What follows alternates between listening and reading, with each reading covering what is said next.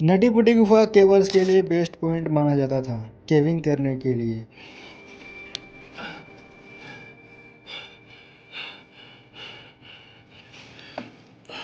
लेकिन तब तक के लिए जब तक जॉन नामक केवर्स नटी पुटी गुफा में ट्रैप ना हुआ था। I love you. Go! 1, 2, 3, pull! Doing great, Tom. Keep pushing. Keep pulling! 24 नवंबर 2009 के दिन करीब शाम के 8 बजे जॉन और जोश, दो भाई और 10 लोगों की एक पूरी टीम नटी पुटी केव में जाने के लिए तैयार थी। जॉन अपने काम को ब्रेक देकर छुट्टियां बिताने यूटा शहर आया था और इसी छुट्टी को यादगार बनाने के लिए यूटा शहर से 500 मील दूर नटी पुटी केव में जाकर बर्थ कैनाल में जाना चाहता और एक नया रिकॉर्ड बनाना चाहता था। बर्थ कैनाल केव के एक ऐसा हिस्सा है जहां पर कई महीने पहले ही दो केवर्स में से एक केवर्स बर्थ कैनाल में इतनी बुरी तरह फंसा था, लेकिन 5 से 7 फीट लंबाई और 150 पाउंड होने की वजह से रेस्क्यू टीम की कड़ी मेहनत से 14 घंटे में ही उन्हें सही सलामत रेस्क्यू किया गया।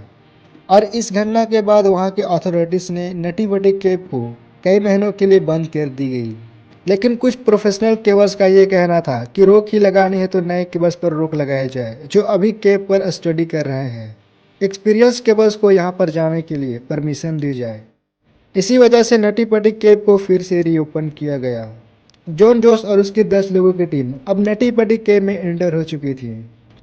1 घंटे या उससे ज़्यादा टाइम तक सब कुछ ठीक ही चल रहा था। जॉन की पूरी टीम ने गुफा के सबसे बड़े हिस्से का खोज किया जिसे बिग स्लाइड नाम दिया गया। जल्द ही जॉन की पूरी टीम बर्थ कैनाल में जाने के लिए तैयार थी। असल में बर्थ कैनाल में जाने का आइडिया जॉन का ही था, इसलिए वो सबसे आगे था। रास्ता इतना तंग था कि अपने पेट के बल ही रेंगना था, ये सोचकर कि अब वो बर्थ कैनाल में एंटर हो चुके हैं। लेकिन गलती से क्रोक स्क्रूट नामक एक रास्ते में चला जाता है। ये वो जगह थी जिसमें सबसे दुबले पतले केवस ही अंदर जा सकते थे। केप के मैप को देखा जाए तो ये वो जगह थी जहां से जॉन को राइट की तरफ बर्थ कैनाल की तरफ जाना था, जबकि उसने लेफ्ट ले लिया था। इसे जॉन को बड़ी मुश्किलों से रेंगता हुआ आगे बढ़ना पड़ रहा था। अब यह नज़ारा बिल्कुल ऐसा लग रहा था जैसे धीरे धीरे केव जॉन को निगल रहा हो।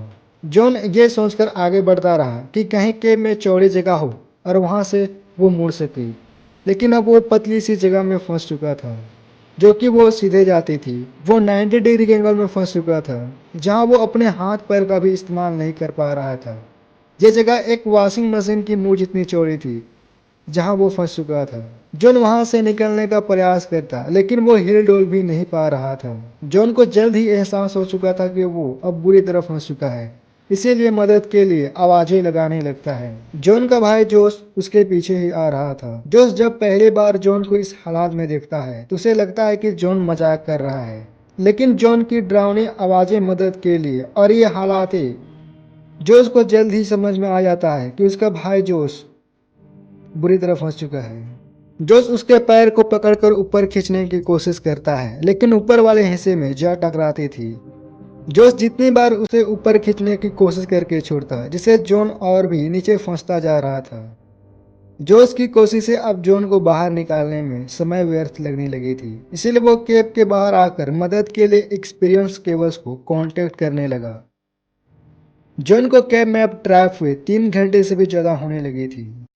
सुशी पहले रेस्क्यूअर थी जो नटी पटी केव में सबसे पहले पहुंची थी। सुशी छोटी और फुर्ती थी जो कि जॉन तक पहुंचने में कोई भी समय नहीं लगा। मेरा नाम सुशी है। हाय जॉन, कैसा चल रहा है? हाय सुशी, आने के लिए शुक्रिया, जॉन ने कहा, लेकिन मैं सचमुच यहाँ से बाहर जाना चाहता हूँ। सुशी जॉन तक तो पहुंच चुकी थी लेकिन सुशी को सिर्फ जॉन का पैर ही दिख रहा था। सुशी जॉन के कपड़े का कुछ हिस्से तक काट देती है ताकि कुछ इंच और कम हो सके। सुशी जॉन के पैर में रस्सी बांधकर खींचने की कोशिश करती है लेकिन वही हो रहा था, जॉन का पैर ऊपर वाले हिस्से में जा टकरा रही थी। सुशी काफी प्रयास करने के बाद थक हार कर वो बाहर निकलती है। तब तक कई रेस्क्यू टीम और जॉन की पत्नी और उसकी बेटी वहां पहुंच गई थी।